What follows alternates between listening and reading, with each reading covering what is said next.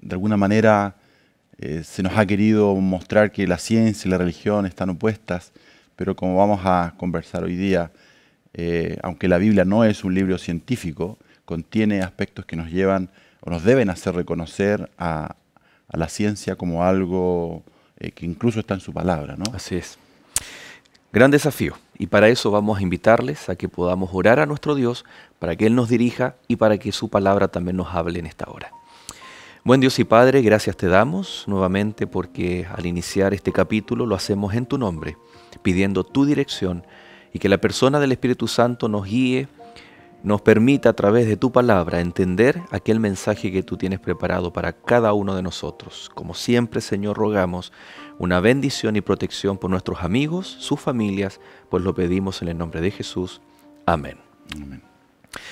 Bueno, yo comentaba capítulos anteriores, ¿no? La fascinación que tiene mi hijo y muchos niños por los dinosaurios. Y es inevitable cuando muchas veces queremos poner un documental de dinosaurios que aparezca esta teoría de un meteorito que golpea la Tierra y que los extingue. Y llega un momento en que mi hijo pregunta, papá, ¿qué le pasó a los dinosaurios? ¿Por qué se extinguieron siendo muy pequeños? Y uno comienza a abrir la Biblia, esas Biblias con ilustraciones para niños, y uno llega a Génesis capítulo 6 en adelante, cuando habla acerca del diluvio, los animales que entran y los animales que no entran. Y es un proceso, en la mente de un niño, es un proceso un poco desaprender o dejar de lado todas aquellas imágenes que son en el fondo teorías científicas para dar respuesta a algo que la Biblia también de forma evidente da respuesta. El origen y la extinción, incluso siendo el ejemplo bien puntual de los dinosaurios. Pero esta es la realidad, Roy, de que nos enfrentamos todos, no solamente un niño que está descubriendo muchas cosas, sino que todos, incluso estoy pensando en un universitario criado dentro de un hogar cristiano, pero se enfrenta, resulta que está estudiando algo relacionado con biología y le toca un ramo y con un profesor con ciertas características, un hombre de ciencia, y nos encontramos con esta desafío, disyuntiva, entre lo que la ciencia muchas veces promueve y lo que la palabra de Dios evidentemente también nos habla. Mencionaste dinosaurios y se me vinieron varios recuerdos o varias situaciones en relación con eso. Tengo un primo en Estados Unidos que ha dedicado sus últimos años de la vida a un ministerio con adolescentes, con niños, y ha generado programas de televisión y materiales sobre creacionismo, y tiene un programa que él ha compartido y incluso ha salido de Estados Unidos compartiendo, y tiene que ver justamente con dinosaurios. A muchos les fascinan. Tiempo atrás visité un centro creacionista en la capital de Brasil, muy bien mantenido, muy completo. Una cosa que me gustó ver, una maqueta del arca, ¿no es cierto?, muy bien construida de madera, con las medidas, ¿no es cierto?, en proporción, todo. La puerta del arca todavía estaba abierta en esa maqueta y un puente para caminar. Y en el puente había un animal subiendo, ¿no es cierto?, y era un dinosaurio. Entonces la pregunta inmediata fue, pero entonces, ¿qué pasó con los dinosaurios? ¿Será que los dinosaurios entraron al arca y fueron preservados del diluvio? El tema de los dinosaurios ha sido interesante. Nosotros incluso en estos cuestionarios que hacíamos, preguntas que hacíamos a nuestros docentes adventistas en toda Sudamérica, les llegábamos a preguntar, ¿será que el dinosaurio habrá sido algún fruto del pecado? ¿Será que Dios creó realmente el dinosaurio? Hay muchas dudas respecto a eso. Pero el tema ahora claramente no es dinosaurios. Queremos hablar sobre Dios, queremos hablar sobre su creación, sobre ciencia, sobre religión, que hoy día por muchos son vistas como antagónicas. Los científicos ven a la religión como algo superficial, como algo no científico, ¿no es cierto? Pero sin embargo me preocupa que también ocurre lo contrario. Puede ocurrir a veces que quienes somos cristianos, creemos en la Biblia, a veces pensamos que la ciencia también es algo que no es bíblico. La ciencia la ciencia moderna, y conversábamos contigo hace un momento, los más grandes científicos, o muchos de ellos por lo menos, eran creyentes, estudiaban su palabra. Isaac Newton era un estudioso, pasaba más tiempo estudiando la Biblia, escribió más sobre Biblia que sobre otros aspectos científicos como son conocidos hoy. Leonardo da Vinci, un científico, un creador, inventor de muchas cosas, pasaba gran parte de su vida, de su tiempo, de su día, investigando, analizando la naturaleza. Así que no hay un conflicto entre ciencia y religión. La ciencia, y tenemos muchos científicos adventistas y cristianos que se maravillan, y la verdad que no hay otra respuesta ante la maravilla de la creación de Dios. Hay un pasaje de Romanos que me gustaría introducir, y quizás con eso podemos continuar la conversación. Romanos 1,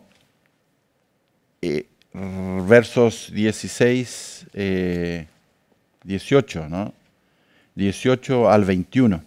Los voy a leer en esta versión, la Nueva Traducción Viviente, porque al final usa una expresión que me llamó mucho la atención. Dice el versículo 18, pero Dios muestra su ira desde el cielo contra todos los que son pecadores y perversos, que detienen la verdad con su perversión.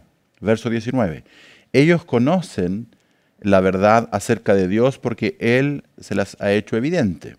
Pues desde la creación del mundo, dice el versículo 20, desde la creación del mundo, todos han visto los cielos y la tierra. Por medio de todo lo que Dios hizo, ellos pueden ver a simple vista las cualidades invisibles de Dios. 2 puntos, su poder eterno y su naturaleza divina. Así que no tienen ninguna excusa para no conocer a Dios. Me llama la atención esa última expresión. No hay excusa para no conocer a Dios. Estaba tiempo atrás buscando algunos libros y compré para mi hijo, y él lo leyó completo, un libro que hablaba del lenguaje de Dios. Y es escrito por un científico norteamericano que lideró el proyecto Genoma para estudiar, ¿no es cierto?, los genes del ser humano. Y él en ese estudio científico dice, esto no puede ser. Esto es demasiada información en un espacio tan pequeño, y es algo tan minúsculo, pero tan profundo, y que define finalmente quiénes somos, la herencia de nuestros hijos. No tenemos, dice, ninguna excusa para no conocer a Dios. La Biblia no es un libro científico, pero nos presenta a un Dios creador y con evidencias suficientes para pensar en que Dios es eterno y su poder es increíble. Yo quedo maravillado cuando pienso en esos detalles, que también, no sé si tú lo has visto, pero hay algunas animaciones que van hasta lo más pequeño, pero también van hasta lo más grande, y parece que después de lo más grande todavía es muy pequeño. Es increíble la grandeza de Dios en su creación, y cuánto eso nos puede hablar del Dios en que nosotros creemos. Y tú decías, la Biblia no es un libro científico, pero sí muestra evidencias científicas. Cuando la humanidad creía en su momento que la Tierra era plana, encontramos que la Biblia declaraba que la Tierra es redonda. Y siempre tú mencionabas este vínculo que hubo con la palabra de Dios y la ciencia, la creación, la forma de abordar la contemplación de la ciencia. Tú mencionabas ahí Leonardo da Vinci, el diseñador de los primeros artefactos para volar, pero su observación fue en la creación, en las aves. Pero llega un momento en la etapa del ser humano, este famoso siglo XVIII, siglo XIX, en donde nos encontramos con una etapa de exacerbación del racionalismo. Todo tenía que ser bajo la razón.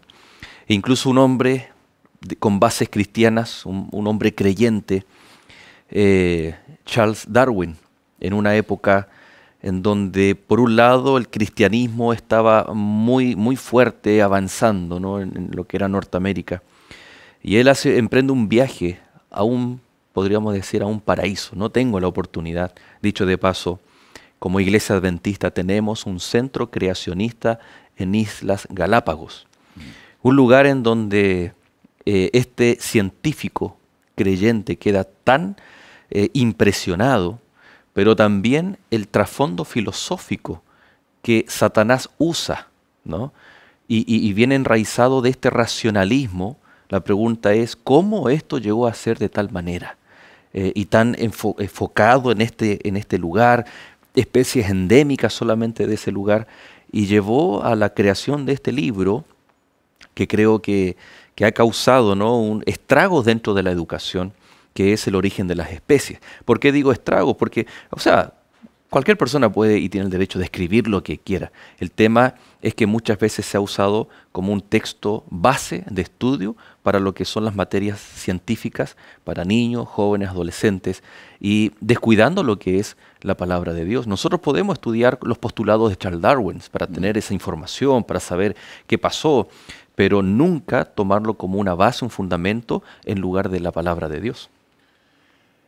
Joel, al estudiar la Biblia, y yo quedo impresionado especialmente quizás en algunos detalles del último libro de la Biblia, el Apocalipsis, que nos presenta el conflicto entre el bien y el mal de una manera tan evidente, tan clara. Y yo percibo que a cada acción de Dios hay una, no sé si existe la palabra, pero una contraacción, una reacción del enemigo de Dios. Y eso es muy visible en cada cosa. Dios promueve un día para adorarlo, y entonces el enemigo promueve otro día para adorarlo. Pero Dios promueve una forma de salvarse, y entonces el enemigo pone otra. Y en Apocalipsis vemos eso con la adoración, vemos eso con los personajes incluso de la misma divinidad, ¿no es cierto? Aparece una Trinidad verdadera, el Dios verdadero, tres personas, un Dios, y Satanás haciendo lo mismo. Con esto de la creación, no era de esperar algo diferente. La creación nos lleva inevitablemente a pensar, a reconocer a un Dios creador, y nos pone a nosotros en una condición inferior a una condición de seres creados. El enemigo lo que hace es buscar una teoría, y yo no tengo ninguna duda que detrás de esas, ¿no es cierto?, de esos científicos, de esos escritos, hay un espíritu, así como la palabra está inspirada por el espíritu, hay espíritus, hay circunstancias que se van dando para que esas teorías vayan siendo creadas, que parten de hechos reales. Es decir, existe y no está en contra de la Biblia lo que es conocido como microevolución. Nosotros sabemos que las especies se adaptan al medio hasta un cierto punto, pero de eso llegar a pensar de que de un ser puede surgir otro totalmente diferente, hay una diferencia, hay una distancia muy grande. Imagina que desarmamos el argumento bíblico del sábado como 24 horas literales. Entonces, automáticamente se nos tergiversa el carácter de Dios, que el sexto día crea al ser humano de una forma diferente, porque había estado creando con el poder de su palabra, y ahora lo hace literalmente arrodillado, hincado, con sus propias manos forma. Los verbos son diferentes, no el uno y el otro, la creación, cuando crea y cuando forma al ser humano, para relacionarse con él.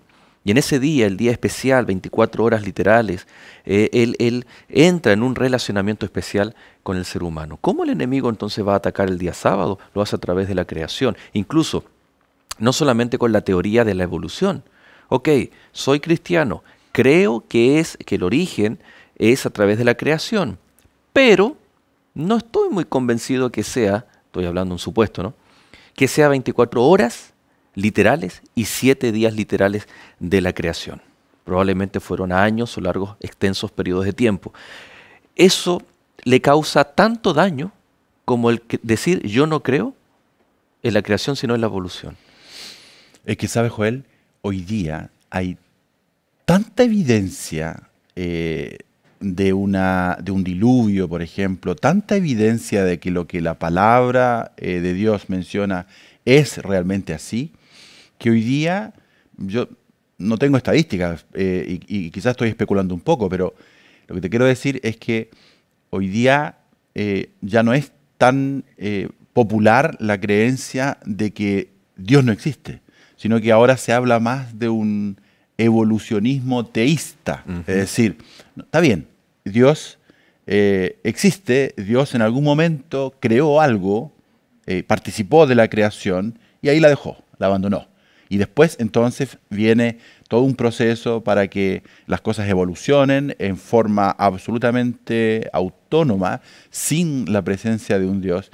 Y, ¿no es cierto?, entonces se reconoce la existencia de un Dios, pero de un Dios que participa en un inicio y que después se desentiende. Y eso puede ser incluso mucho peor que un directo rechazo a Dios, porque estamos hablando de un Dios que nos abandona, un Dios que en el fondo tú tienes que ser tu propio Dios, un Dios alejado de la realidad humana, de suplir las necesidades del ser humano, desde las diarias hasta la misma salvación. Claramente eso no es así y vamos a ver que a través de la ciencia, a través de las artes, nos damos cuenta que tenemos un Dios que nos ama, que está presente en la vida de cada hijo de Dios y que tiene un futuro preparado, un futuro próspero, un plan especial preparado para cada uno de nosotros. Hacemos un corte entonces y ya regresamos.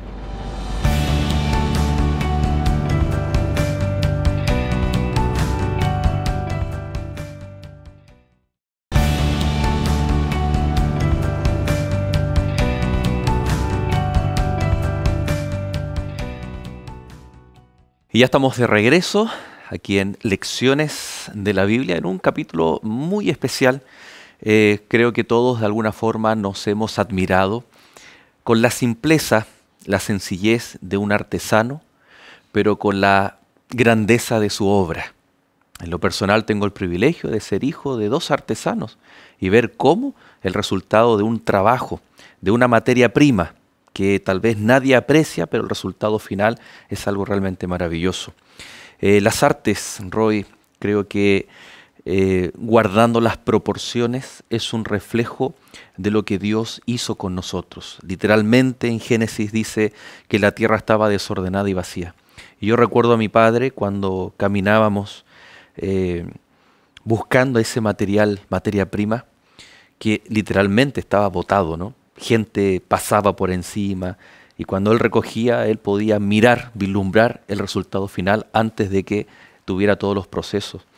Cuando la Biblia dice que la tierra estaba desordenada y vacía, yo creo que la óptica de Dios será visualizarnos como la obra perfecta de sus manos. Permíteme ahí leer este famoso salmo que dice el Salmo 19. Los cielos cuentan la gloria de Dios y el firmamento anuncia la obra de sus manos. Un día emite palabra, otro día, y una noche a otra noche declara sabiduría. No hay lenguaje ni palabras, ni es oída su voz.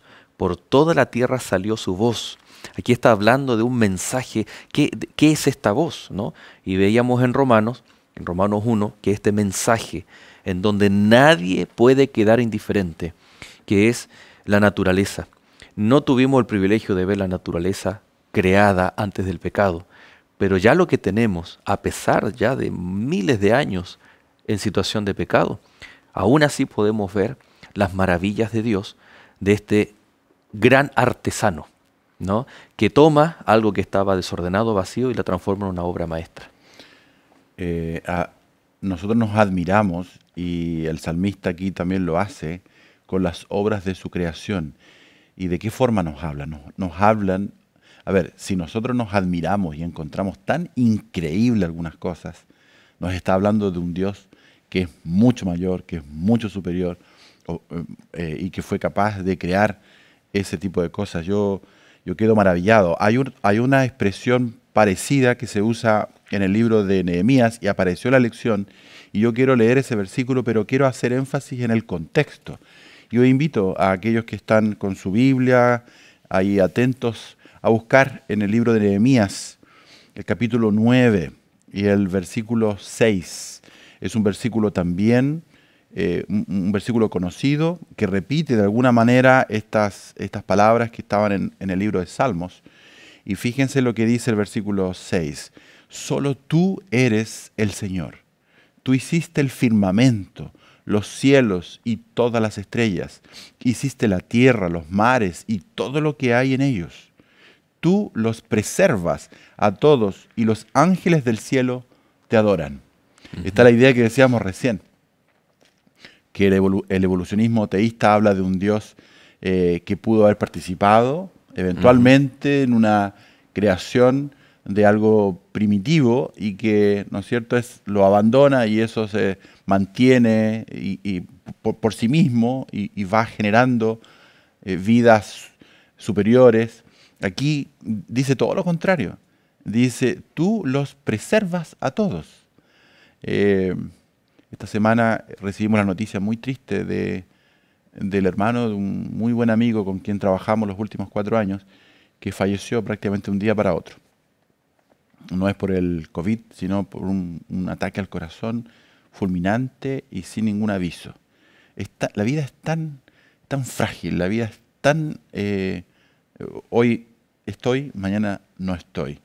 Dependemos de un milagro diario, permanente de Dios actuando en nuestra vida. Pero a mí lo que me llama la atención y lo que quisiera resaltar a los que nos escuchan es que esta expresión está en un contexto. Si nosotros leyéramos el capítulo 8 de Nehemías, el capítulo 9 de Nehemías, veríamos que está en el contexto de un reavivamiento. Hay un pueblo que ha olvidado la ley, un pueblo que se ha apartado de Dios, y lo estudiamos en algún trimestre anterior, ¿no? Este libro completo. Y entonces viene Nehemías, vienen Esdras, y ellos realizan un movimiento que está basado en la palabra. Y el capítulo 8, el capítulo 9, con bastantes detalles y fechas y horarios, muestra cómo el pueblo iba hasta un cierto lugar a escuchar la palabra. Y dice en el capítulo 8, versículo 7, 8, dice que levitas explicaban, instruían, enseñaban al pueblo. Y esto genera una reacción. El pueblo comienza a llorar. Claro, un reconocimiento de quién es Dios y quiénes son ellos. Empiezan a ver que cuán lejos habían ido del plan del Señor. Y entonces ellos le dicen, no lloren, alégrense de que podemos estar nuevamente en los caminos del Señor. Y entonces dice el versículo 8:18, Esdras leyó el libro de la ley de Dios en cada uno de los 7 días del festival. Luego al 8º día realizaron una asamblea solemne, tal como lo exigía la ley. Es decir, el pueblo se apartaba de Dios, el pueblo viene a su palabra, y entonces surge este reconocimiento de encontrarse nuevamente con su Creador, y esa expresión que acabamos de leer. La Biblia claramente nos presenta, usando una palabra, una expresión que ya usamos en capítulos anteriores, una cosmovisión en la que Dios es el creador, el sustentador, el mantenedor de todas las cosas. Recuerdo haber visto un video que mostraba sonidos encontrados en el universo, en galaxias, en constelaciones, como una especie de ritmo muy parecido a una clave Morse para nosotros, ¿no? Y yo creo que todos, y cuando vi ese video, me trajo a la memoria aquel momento maravilloso que todos tal vez de alguna forma experimentamos cuando estamos allí en la sala del obstetra, con una pantalla que nos cuesta identificar, ¿no? Nos dicen, ahí está la mano, esto, y uno mira y uno tiene que decir que sí, no, nomás. Algunas manchas, ¿no?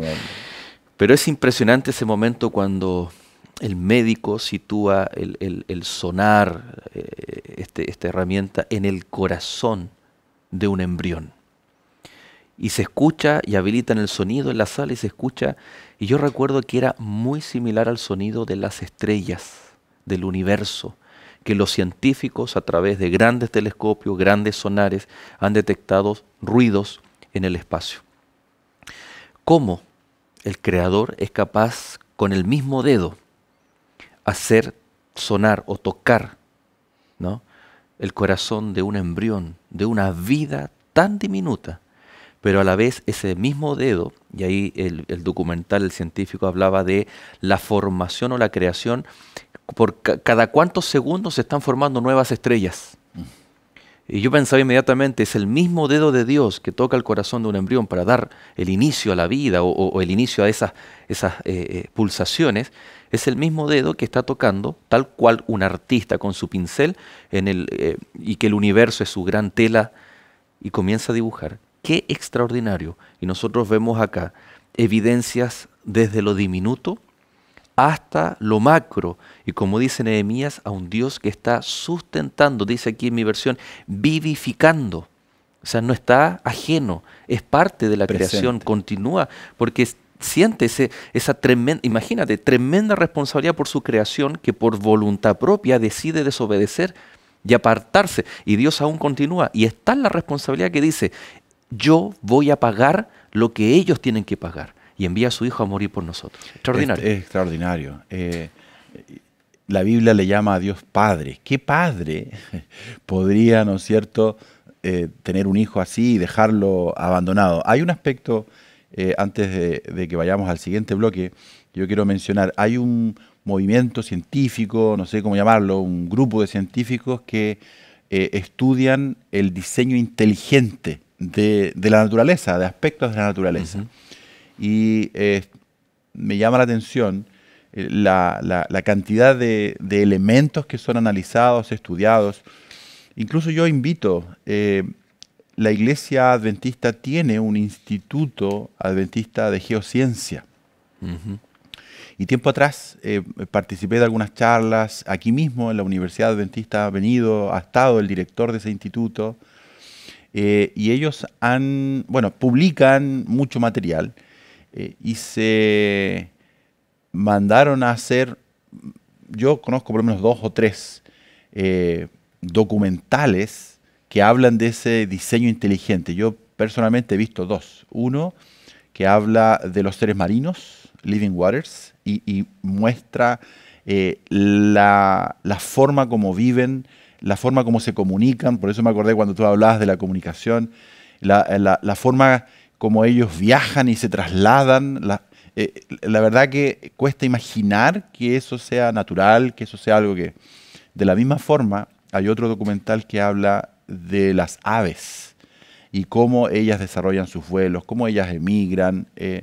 La verdad que la naturaleza nos muestra, nos habla, nos dice, esto no es casual, esto nos habla de un creador. Un científico decía, y se usa la analogía del reloj, un reloj y el relojero, ¿no? Un reloj tan complejo, debe haber un relojero.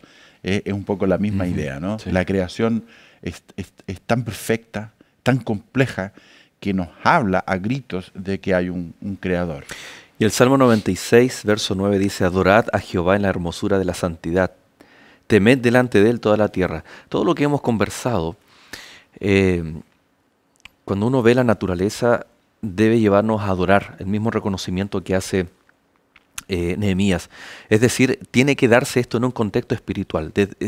Desde el prisma científico estamos viendo que la correcta ciencia es apreciar, analizar la creación, pero para que tenga el resultado de llevarnos a un reconocimiento de que somos un punto en el universo, por ahí dicen una mota de polvo en el universo, pero que a pesar de ser tan insignificante, Dios sigue con nosotros, Él está con nosotros, hay un plan especial para nosotros y que manifiesta su amor. Quiero adelantarme, ¿no? En la última lección de esta temporada va a ser maravillosa y vamos a adelantar algo, pero hay una frase, un párrafo que dice que Dios va a vivir con nosotros y vamos a transformarnos en el centro del universo.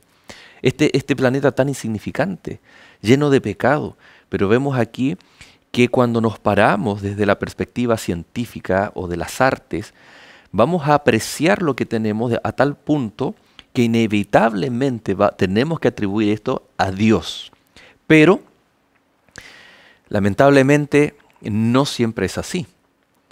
En Génesis capítulo 3 vemos que la mujer se maravilla por la hermosura del animal más hermoso que existía en el Edén. Es decir, la propia hermosura de la creación causó que Eva entrara en un proceso de engaño. El engaño no es simplemente la mordida del fruto, comienza tal vez también con la contemplación de aquello que es visual. Es decir, la hermosura en sí no es mala. Me debiera llevar a Cristo Jesús, al Creador. Pero ¿ha ocurrido en la historia de este mundo que al final es la naturaleza la que termina siendo adorada? Tiempo atrás estaba leyendo un libro de un autor adventista que hablaba justamente de algunas crisis que vivieron nuestra iglesia y pioneros de nuestra iglesia, en un momento cuando quizás se esperaba que la iglesia avanzara en ese mensaje del tercer ángel y avanzara a proclamar el evangelio. Se empezaron a introducir justamente ese tipo de ideas, conocidas como el panteísmo, ¿no? Pensar que Dios está en la naturaleza y adorar a la naturaleza. No es eso lo que la Biblia nos transmite. La Biblia nos debe llevar a reconocer, o la naturaleza nos debe llevar a reconocer al autor de la naturaleza y adorarlo por quien Él es. Vamos a comentar en el siguiente bloque la experiencia de Job, que para mí es extraordinaria. Y hay algunos ejemplos también en relación a lo que tú mencionas con respecto a las medicinas alternativas. ¿Quién es el verdadero sanador, aquel que cura nuestras dolencias y lo hace por medio de, o al final transformamos en la misma naturaleza como un objeto, como algo que es lo que nos sana, cuando es Dios que provee toda la naturaleza para nuestro bienestar? Interesante. Vamos a hacer un alto y ya regresamos para nuestro último bloque de Lecciones de la Biblia.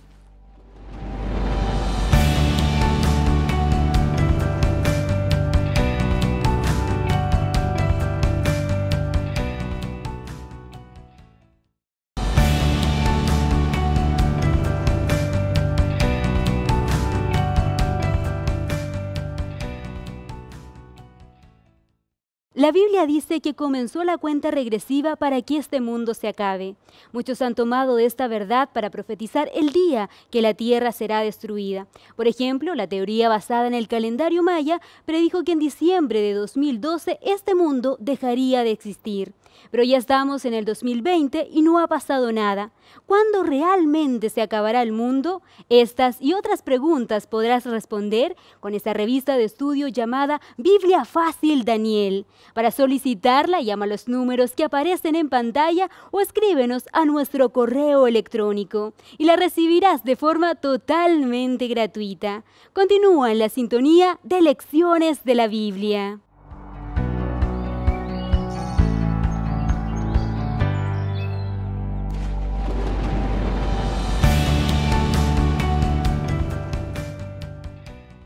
Y ya de vuelta, queridos amigos, agradeciendo la compañía que usted ha hecho durante este capítulo en Lecciones de la Biblia. Recordar que ha sido una temporada maravillosa y que usted, como siempre, puede allí acceder a nuestras plataformas digitales, como es el canal de YouTube, para revisar este capítulo, los capítulos anteriores, poder compartirlos, poder hacer un análisis más exhaustivo aún de lo que estamos planteando en esta hora. Muchas veces, Roy, el tiempo es nuestro enemigo. Nos gustaría profundizar o ampliarnos a muchos otros aspectos, pero queremos hacer del estudio de la Biblia algo práctico, entregar aquellas herramientas para que también en distintos contextos se puedan ustedes desarrollar y explayar acerca de estas temáticas especiales. Roy, te quiero recomendar algo. Dime. ¿Sabes qué? Hay una terapia natural muy buena para cualquier tipo de enfermedad. Te la recomiendo que la practiques, y si tú tienes alguna persona con esta enfermedad de la cual estábamos conversando, yo tengo plena certeza de que va a ser sanada producto de ese tratamiento. ¿Qué te parece? A ver, suena bonito. ¿Sabes cuál es el problema de eso? Que estamos poniendo lo que es un medio como un fin y al fin lo estamos desplazando. La naturaleza, por supuesto que tiene propiedades curativas, y si bien no es objeto de estudio en esta hora, lo que es la medicina alternativa tiene un propósito, y el propósito es de que Dios nos proveyó aquellos elementos naturales también para nuestro bienestar, sin mencionar de que hay una dieta original que Dios también nos dio para preservar nuestra salud. Pero por alguna razón, si el hombre falla en ese estilo de vida, la misma naturaleza Dios la dispuso para nuestro bienestar, incluso para nuestra sanación. Pero cuando yo tomo lo que Dios me da y desplazo a Dios y me quedo solamente con esos elementos naturales, curativos, en el fondo, no, si bien no me estoy inclinando ni adorando como un ídolo, ya el hecho de desplazar a Dios se transforma, todo lo que desplaza a Dios se transforma en una adoración falsa. ¿Cuán distinto es? Tal vez yo te puedo decir lo mismo que te dije, pero ¿sabes qué, Roy? Vamos a orar juntos para que Dios a través de esto sea tu sanador. Es muy diferente, ¿no? Entonces, ¿cuánto cuidado debemos tener de lo maravilloso de la creación? Yo solamente puse el ejemplo de plantas medicinales, etcétera, pero hay muchas áreas, muchos aspectos. Lo visual, un artista, alguien que le gusta el dibujo, debe atribuir los créditos al creador. Y no solamente él, que va a llenar de orgullo, de vanidad su corazón por lo que yo hice, por lo que miren mi obra, ¿no? Y toda la gente cuando va al museo, a la sala de exposición, ¡wow!, dicen. Pero ¿por qué ese elemento artístico no apunta hacia el creador? Es allí el cuidado que debemos tener. Ese es el gran riesgo, Joel. Y es la estrategia común del enemigo, ¿ah? El enemigo usa aquello que es bendición, aquello que es bueno, aquello que fue creado por Dios, pero busca forma de que nosotros lo tergiversemos, ¿no es cierto?, lo usemos de manera no correcta y acaba haciendo, ¿no es cierto?, ir en contra de su palabra. Perdón, ¿y en pedagogía puede pasar exactamente lo mismo? ¿Que el objeto de estudio se transforma en un fin y desplazamos a Dios también de la razón de esos contenidos? Es lo que ocurre hoy día con cualquier, con la educación tradicional, ¿no es cierto?, que toma aspectos que son parte de la creación, que son cosas del día a día. La misma naturaleza se la estudia de manera distinta y se desplaza a Dios. Y se llega a conclusiones, como tú dijiste muy bien al inicio, racionales, pero que si nosotros empezamos a retroceder en ese razonamiento, llegamos al final, innegablemente, a un presupuesto filosófico. Es decir, esto lo puedo explicar con esto lo puedo explicar con esto lo puedo explicar con algo anterior, pero llega el momento en que el más científico de los científicos se encuentra con una definición metafísica de la realidad. Y él tiene que asumir algo, así como nosotros asumimos que Dios es real y que Dios existe, él dice Dios no existe, pero no lo puede probar tampoco. Es decir, al final es lo mismo, la ciencia acaba siendo una decisión, es decir, y se desplaza a Dios de su creación. Y eso, por supuesto, genera todo tipo de teorías y nos va apartando del plan del Señor. Es paradójico pensar que los grandes hombres científicos innegablemente son muy inteligentes, ¿no? Meses atrás aparecía en una de las redes sociales un aviso que publicó un joven soltero, y puso: se busca novia. Y aquí está mi número telefónico. Y el número telefónico eran puras ecuaciones matemáticas. Entonces, se busca novia inteligente, pues. Y yo quedé mirando y dije, no, esto yo no tengo idea. Y era un poco una prueba jocosa que subió a las redes sociales.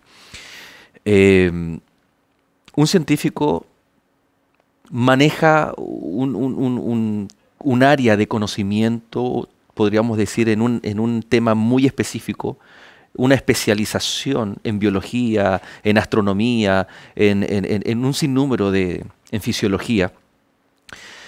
Es muy sabio, muy inteligente, pero la Biblia también dice que aquel que niega a Dios, aquel que niega la creación de Dios es un necio.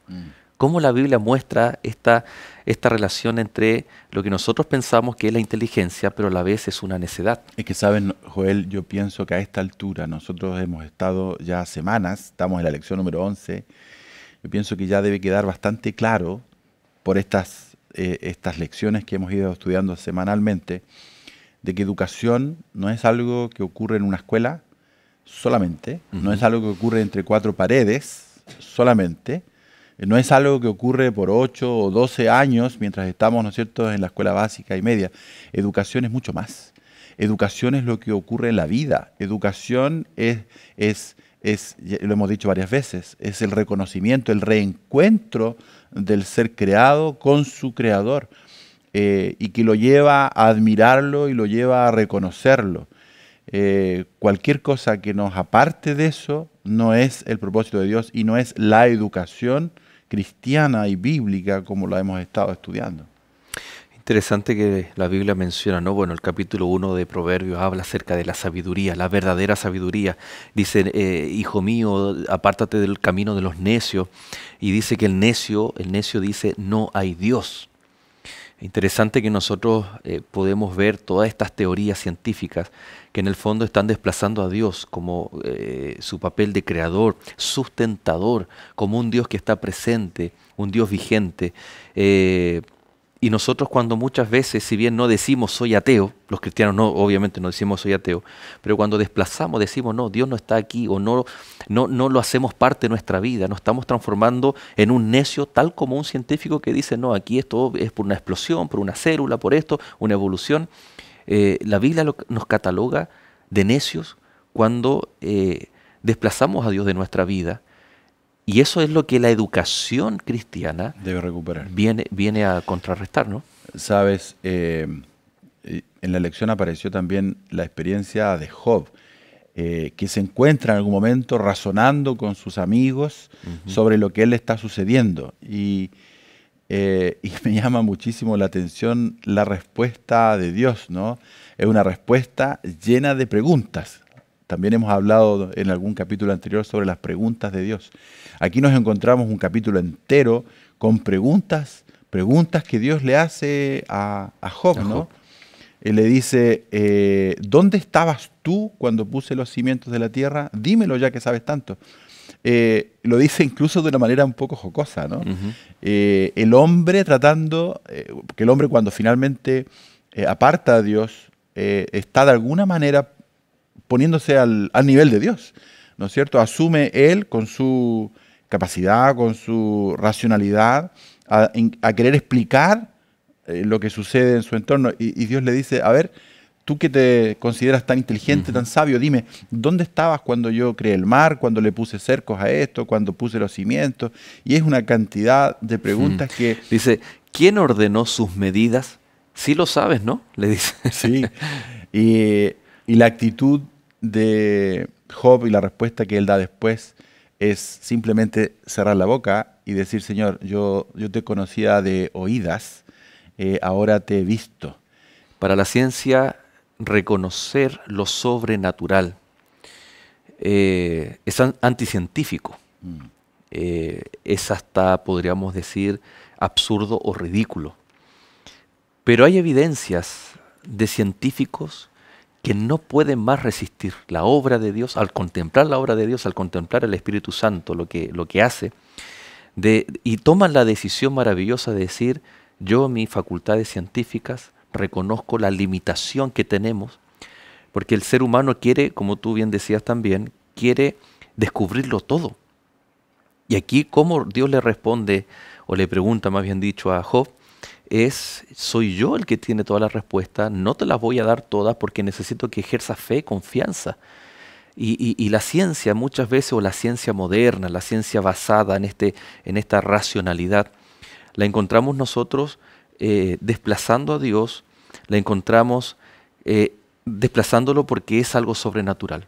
Pero insisto en esto, qué maravilloso es leer libros, obras de científicos que ellos toman la decisión y reconocen que Dios, que lo sobrenatural, que la persona de Dios es el autor, el creador de todo lo que nosotros hoy podemos ver y ellos pueden analizar.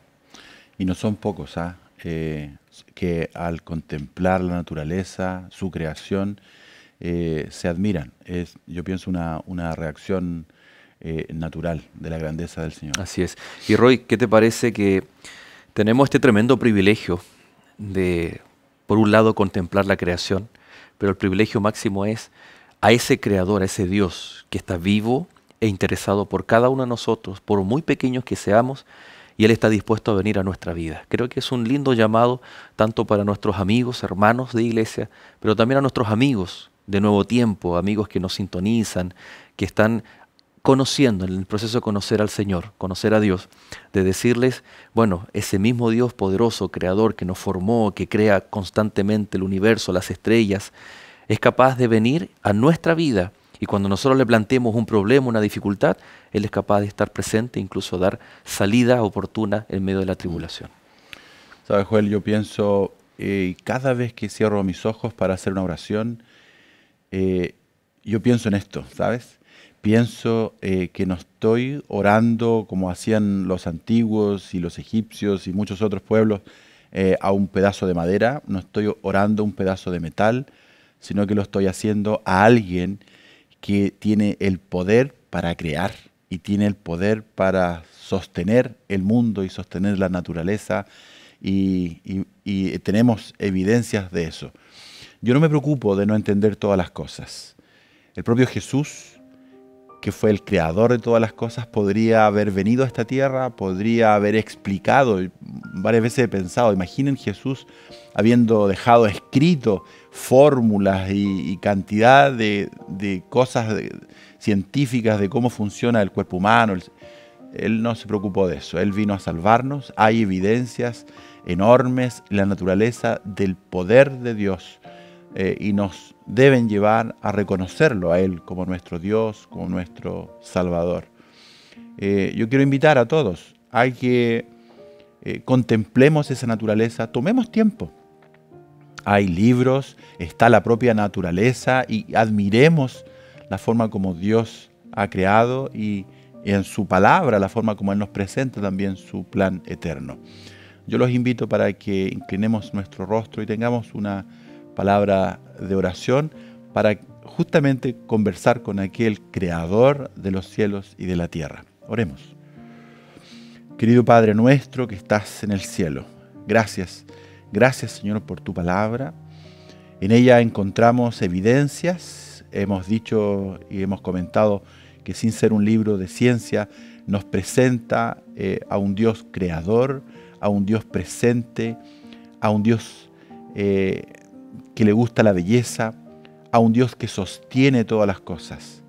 Y, Señor, agradecemos porque podemos orar a ti, porque ese poder usa además su característica principal y su esencia, que es el amor, para cuidar de cada uno de nosotros, para venir a esta tierra a morir por nosotros. Gracias, Señor, por ese amor, gracias por esa creación.